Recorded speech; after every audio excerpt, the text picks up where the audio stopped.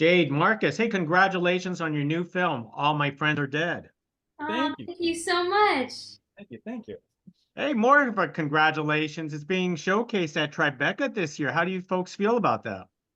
Oh, it is an absolute honor.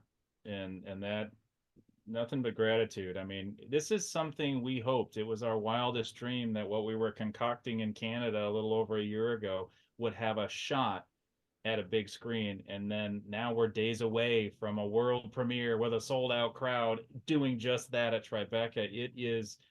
It's a dream come true, and we're going to unfurl our wildest nightmare. It's so true. I mean, we really put all of our fake and real blood, sweat, and tears into this project in Canada, and we had such a blast making it. And it is this is the kind of movie that is best seen on the big screen, on the big silver screen, and it's the way that it was intended, so that we're all able to experience that at Tribeca and to do that at Tribeca, which is just such a beautiful film festival with incredible artists involved. It really truly is an honor. I'm super stoked.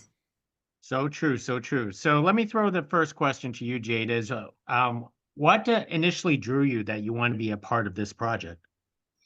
There were a lot of things at play this particular project that I found really interesting. I'd never really explored the horror genre before, though I'm a huge fan of the genre. So that was something that was really interesting. But the way that this particular film was written when I first got the script was I couldn't predict what was going to happen next. And I thought every time I thought that I knew what was going to happen, something else changed, and there's one particular massive plot twist that happens in the third act that really caught me off guard, and I pride myself on being pretty good at being able to predict how something is going to happen, and that this script didn't do that for me, and that got really interesting for me. So I was really drawn to that. I was really drawn to the way that this particular film explores the toxicity of social media, and then you have this really crazy, chaotic film that's super heightened, and it's super funny, and it's super gory. It really also has these really interesting comments on social media culture and like what that can do to a person or a friend group. And so all around, I thought it was a fascinating story. And again, I'm a huge fan of Marcus, so any opportunity I could have to be able to work with him, I jumped on that. And I'm really grateful that I did, because he was such an incredible collaborator and leader for this particular film, and I couldn't be happier. Hey, thank you. It's true. Well, I wish Marcus, there. you're no stranger to horror. So why did you want to direct this project?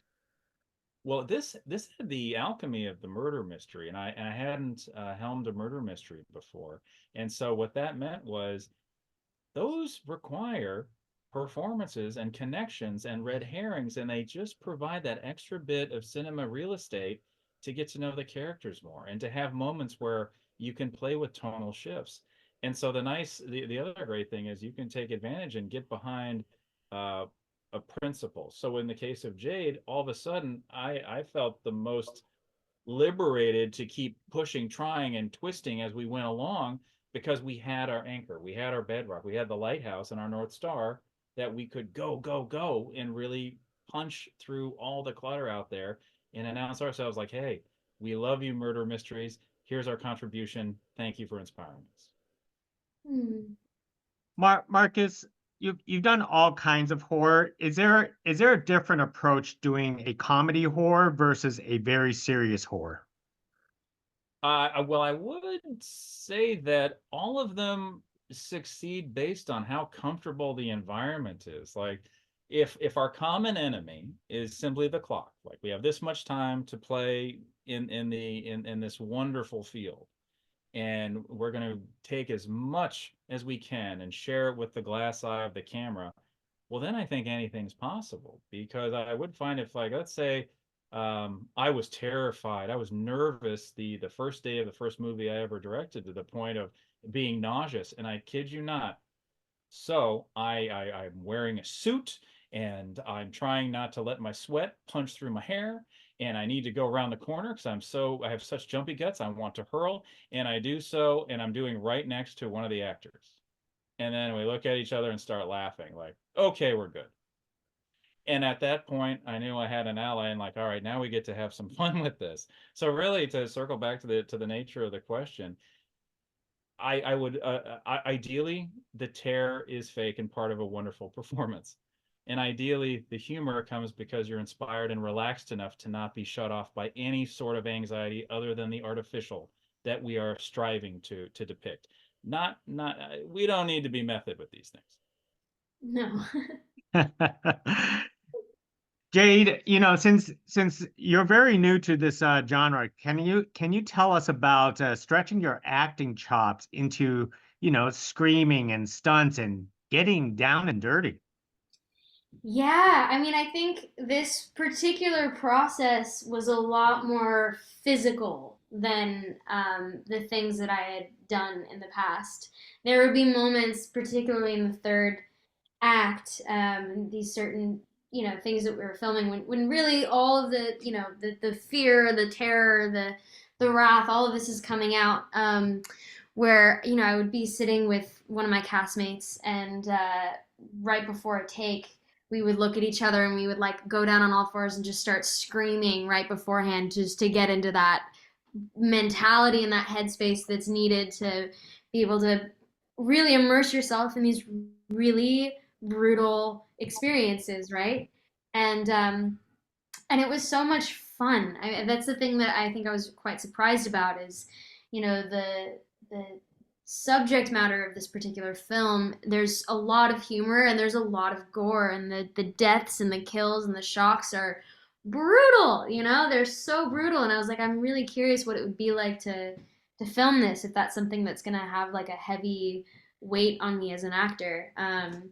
And funny enough, like it was just such a joy, and I think that's really a testament to what Marcus did, in creating an atmosphere in which we could all play, and immerse ourselves in the everything that this film has to offer, including the grotesquerie of it all. Um, but in the same sense of it, it felt like we were making a movie. I was like, this is great. We're covered in fake blood, and I feel safe and I feel protected, and we've got this amazing leader who's directing all of us, and it just gave us the opportunity to really explore such a fun genre, which I think this particular film is supposed to be fun just as much as it's supposed to be scary and disgusting. Well said. Thank you. Thank you. And Jade, after doing this film, do you see this as like a warning about social media, or you still embrace it? I think this film is definitely a film that talks about the darker sides of social media and what it could become.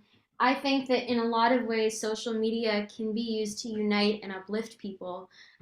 There's something to say about that, where you can communicate with people all over the world in an instant, and that's beautiful. How it can unify and unite. But with something with that great of a power also has a way to abuse that, and there are darker sides to it. And I think with this generation, that culture is something that a lot of young people struggle with, and how that affects themselves and how they go about this life and being fixated to a screen, and how that changes who they are. And that is something that I feel really passionate about, telling a story that sort of shows it as a cautionary tale, where it's like, yes, social media can be fun and it can be useful and vital, but also to not allow it to dictate who you are and how you act, and stop you from being able to live authentically. And I think this film does that in a really fun kind of way. Well said. Well said. Marcus, I'm going to throw you the last question because I always find that there's always a debate amongst the horror community between practical versus CGI.